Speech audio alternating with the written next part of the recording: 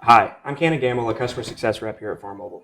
Today I'm with Kaleb here. We're going to talk about some of the most popular questions we get on the support line. So let's talk about it.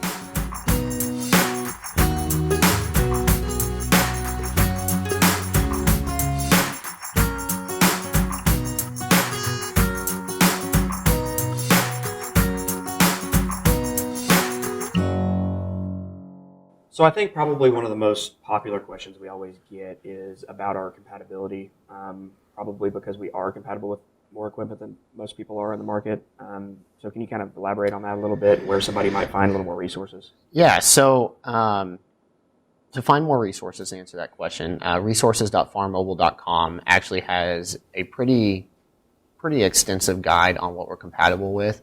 Generally 2002 and newer John Deere machines, and 2008 Case New Holland machines we're generally compatible with. We're compatible with quite a few different AGCO machines. It's hard to put a blanket statement around those, just depending on the series and whatever.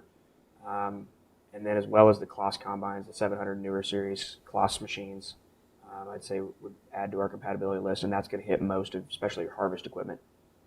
Typically, what we like to try to elaborate on is, mid 2000s newer digital gauges, and then whether or not if it's got a diagnostic port or a newer style monitor in the cab, we can usually collect data with in some fashion or form.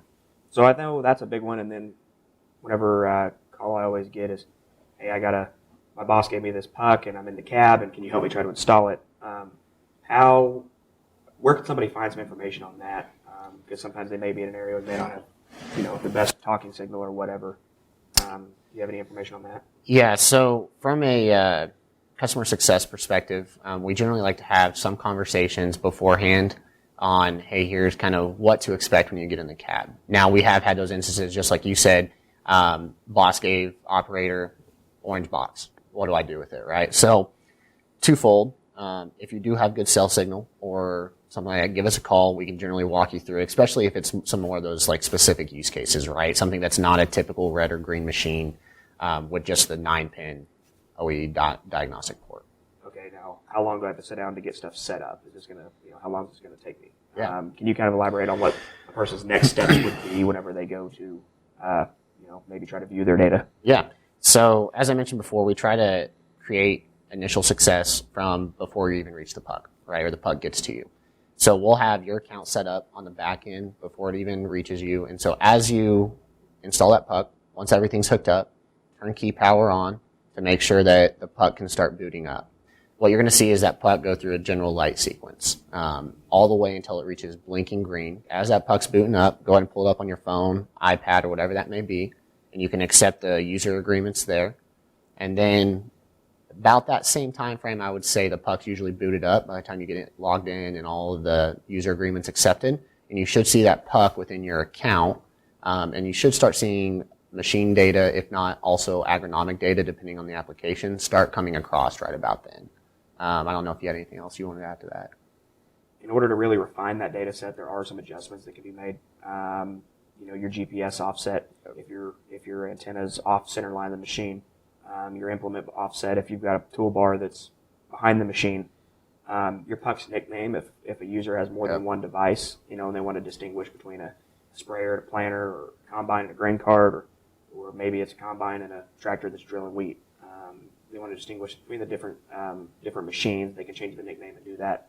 But no, I think that's, whenever you first get logged in, as long as you can see it, the puck's blinking green, you're good to go. I'd say the next thing is that people start trying to utilize that data, and say they export it into another piece of software. And the first question I remember getting especially is, why is this a little bit different than what I'm used to seeing?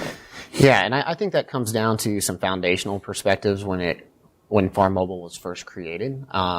One, we believe it's the farmer's data, so we're not trying to be the endpoint for that data. We want you to be able to export this as easily as possible and get it into whatever application you're already using to make those agronomy decisions or business decisions on the farm. The second piece of that is, since we are compatible across a variety of colors, right, is we're creating a very standardized data set, whether it's a green machine, red machine, yellow, blue, which makes the data very user-friendly and also simpler to look at, since you don't have to relearn different schemas every time you look at a different data set.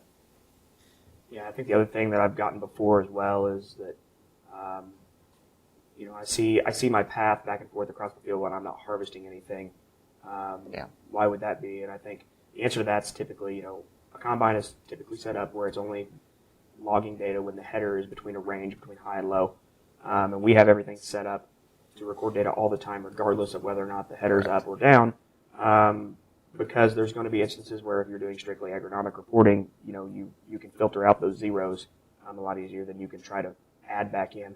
How much time did I spend running across the field to dump or whatever? So we want to include that data set because some of the most costly inputs, if you will, on a farm is that machinery cost. So we want to be able to track that to show, how efficient or potentially inefficient a field may be just based on the patterns they have to drive. So that's another thing that we include, that there's not very many people else in the industry that do that. Yeah. Well, I definitely think that covers most of our, as far as the top three or four most popular questions we get calling into the support line. But if you have anything else or need further explanation on any of these, then don't hesitate to call our support line at 844-337-2255, extension 0, or you can send an email to support@farmobile.com.